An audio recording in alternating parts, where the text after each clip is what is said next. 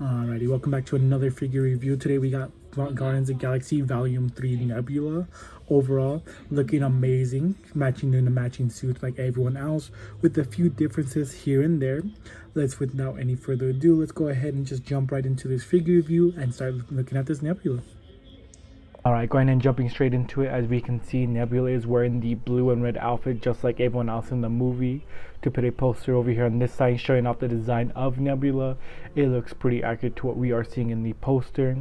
As many of you guys may have realized, it is the exact same body as we have seen with the Mantis. It looks like the only difference between the two of them, if I can get Mantis to stand, a moment, is the arm.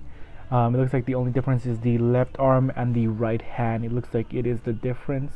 But even with that right hand, it looks just like a mirrored version of Mantis's left hand. But overall, I think the body and everything still works fine. If I'm actually looking at it, it looks like the Mantis one is a little bit taller than the Nebula one, but that just be me with the camera setup. But moving Mantis to the side, taking a look at Nebula. Overall, everything looks very similar to Mantis when it comes to the actual body wise. Not many differences there. Take a close look at that hand. We are seeing the blue for the fingertips, and then looking at her robotic arm, we are seeing that this is different from what we have seen in the past.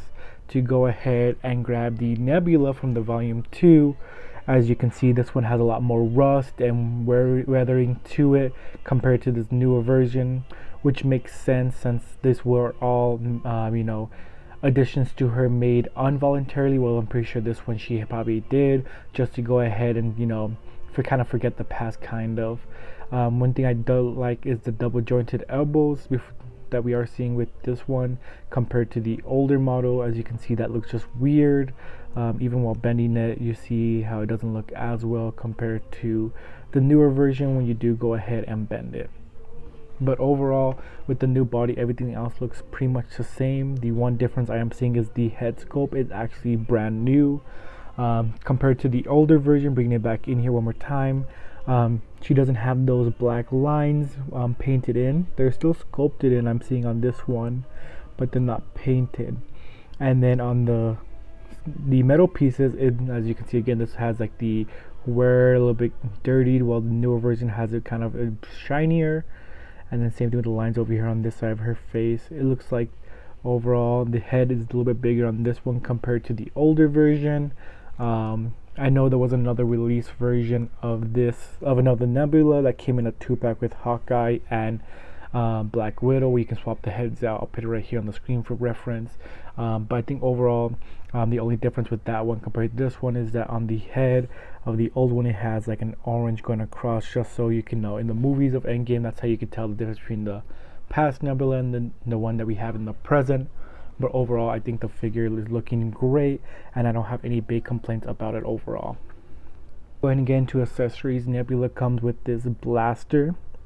We've seen this blaster before. I want to say we've seen it with the Nebula, the volume 2 version, and also the What If version. I believe they gave her the same blaster. Besides that, they did go ahead and give her another arm. I do have it on a different Nebula just because I had two that came in. When I had originally ordered my Nebula, they didn't give me the Build-A-Figure piece for Cosmo, so I had to end up getting another one. But thankfully Amazon did send me it, no extra charge, and I was able to go ahead and get that Build-A-Figure piece. But as you can see, this is the only the additional arm they give you, kind of like a blade. So I'm not too sure what they're going to be doing with the movies with this one. To move this Nebula out of the way to bring this one closer, the blade looks really nice, has that painted detail across the edge of it. I'm not sure how the blade's going to work in the movie. I'm thinking it's going to be similar to like Terminator, where the able to just morph it into whatever she is needing it to be. But I'm liking it overall. I have her currently posed in my shelf similar to how I just had her standing. I just brought it down just so I can show you the additional arm, the additional hand that she comes with. I may be using one of these Nebula bodies. If we see Gamora in these outfits, probably do a customization to have her like that. But I do have two Nebulas that I do have, but those are all the accessories that did come with the Nebulas, is the extra changeable hand and just the gun that she does come with. Go ahead and get into the articulation for Nebula. It is the same as Mantis. She can go ahead and look up that far. The only difference is because of the hair and the neck. She can go ahead and look down quite a bit. With the arms, you can go ahead and get it out that far. If you have any questions if the arms are different from one another, as you can see, they both reach out the same amount. She can't crunch forward that much, crunch back that far, and then with the legs, she can go ahead and kick forward that much, kick back about that far. Has the thigh cup, double jointed knees once again, and then she has the, can go ahead and go down that far, go up that far, and has beautiful ankle pivot overall. I forgot to mention this with before, but she also does have the boot cut, but overall same exact articulation that we have seen with the Mantis figure. A size comparison between the two of them. I got the volume 3 Nebula standing right next to the volume 2 one. Overall, I think they're both around the same size. If I gotta be honest, I like this body a lot more. Just messing around with these two figures over the review, this body I'm come to actually not like. When I originally did get this Nebula, I had liked it a lot. Thought it was very movie accurate, like the body had no issues with it. But just kind of messing around with this figure and then with this one, overall this Nebula is a lot better. I think the head sculpt looks more amazing. I think the body is easier to pose compared to this one. There's times where I run into issues, but overall I like both Nebulas. I use this one for my endgame shelf, and I use this one for my phase 4, phase 5 shelf. But overall, this is the size comparison between the two Nebulas. Go ahead and do a size comparison between the two other Guardians that I have reviewed. We are going to go ahead and bring out Mantis once again, and then we are going to also go ahead and bring out Star-Lord. Overall, I think the size between the three of them is well. Once again, I think I mentioned the Mantis one. I think that she's just a little bit too tall.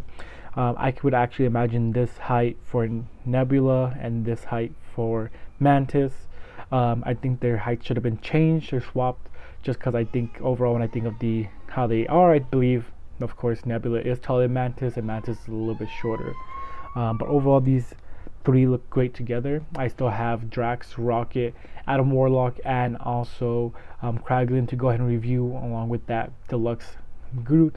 We're overall seeing these three together. It looks amazing. I have not seen the movie yet, but I can't wait to see these three together on the screen. Just to give my final thoughts on this Nebula, if you are a completionist like myself and want all the Marvel figures, I would recommend picking it up. But overall, I don't believe we're going to be seeing Nebula in this outfit as much as we are as compared to probably Star-Lord or Drax, so this is one I can possibly see about passing. There's not much difference between this one and the Mantis one, so if you're wishing just to get one or the other, that is fine. I think the biggest thing that is going for this figure is the new head sculpt. I think it looks amazing, but overall I think it is a pickup that if you have an option to pick it up, you should pick it up and have it in your collection. But overall, I think this is an amazing figure. I would give it a 6 out of 10. Not one I was actively wanting.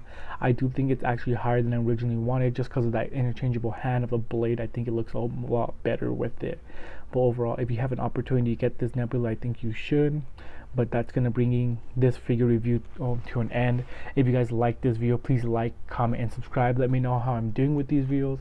And always, you have yourself a great day.